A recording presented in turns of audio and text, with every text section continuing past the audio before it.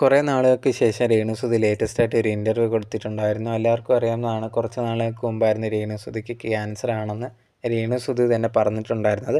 അതിനുശേഷം ട്രീറ്റ്മെൻറ്റും കാര്യങ്ങളുമായിട്ടൊക്കെ നടക്കുന്നതിൻ്റെ ഇടയിൽ ചിലപ്പോൾ ഇൻസ്റ്റാഗ്രാമിലൊക്കെ വീഡിയോസ് ചെയ്യുമായിരുന്നു. ഇപ്പോൾ ലേറ്റസ്റ്റായിട്ട് ഈ ഒരു കൊടുത്ത ഇൻ്റർവ്യൂവിൽ പറയുന്നുണ്ട്, ഞാനുണ്ടെങ്കിൽ ഈ ഒരു ക്യാൻസർ ആണെന്ന് പറയുന്നതിന് മുമ്പ് തന്നെ എനിക്കെതിരെ ഭയങ്കരമായിട്ട് നെഗറ്റീവ് കമൻറ്റ്സ് എല്ലാം തന്നെ വന്നിട്ടുണ്ടായിരുന്നു. പക്ഷേ ആ സമയത്ത് ഞാനത് വലിയ കാര്യമായിട്ടൊന്നും എടുക്കാതെ മുമ്പോട്ട് പോകുമായിരുന്നു. അങ്ങനെ ഇരിക്കുന്ന സമയത്താണ് എനിക്ക് ഈ ഒരു രോഗം വരെ വന്നിട്ടുണ്ടായിരുന്നത്. ഈ രോഗം വന്ന സമയത്ത് കുറേയധികം പേര് പറയുന്നുണ്ടായിരുന്നു, ഇനി എനിക്കെതിരെ വീഡിയോസോ കാര്യങ്ങളൊന്നും ചെയ്യത്തില്ല എന്നുള്ള രീതിയിൽ.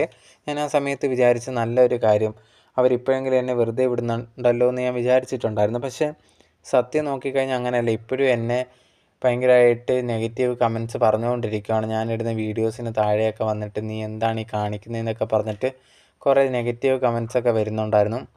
നേരത്തെയൊക്കെ എനിക്കെതിരെ ആൾക്കാർ നെഗറ്റീവ് കമൻറ്റ്സ് പറഞ്ഞുകൊണ്ടിരുന്നത്, നീ ഉണ്ടെങ്കിൽ ഒരു വിധവയൊക്കെയല്ലേ, എന്തിനാണ് ഇങ്ങനെയൊക്കെ ഡാൻസ് ചെയ്യുന്നതെന്നൊക്കെ ചോദിച്ച്, പാട്ട് പാടുന്നതെന്നൊക്കെ ചോദിച്ച്, അങ്ങനെ കുറേയധികം നെഗറ്റീവ് കമൻറ്റ്സൊക്കെ വന്നിട്ടുണ്ടായിരുന്നു ആൽബത്തിൽ അഭിനയിക്കുന്നതിനൊക്കെ കുറിച്ചിട്ട്. ഇപ്പോഴാണെങ്കിൽ ഞാൻ ക്യാൻസർ വന്ന സമയത്ത് എനിക്കുണ്ടെങ്കിൽ നിങ്ങൾക്കിപ്പോൾ ക്യാൻസർ അല്ലേ, പിന്നെ എന്തിനാണ് നീ ഇപ്പോൾ ഇതൊക്കെ ചെയ്യുന്നതെന്ന് ചോദിച്ചു. ഇപ്പോൾ ഇങ്ങനെയും കമൻറ്റ്സ് വരുവാണ്. ഞാൻ എന്ത് ചെയ്താലും ആൾക്കാർക്ക് കുറ്റമാണ്.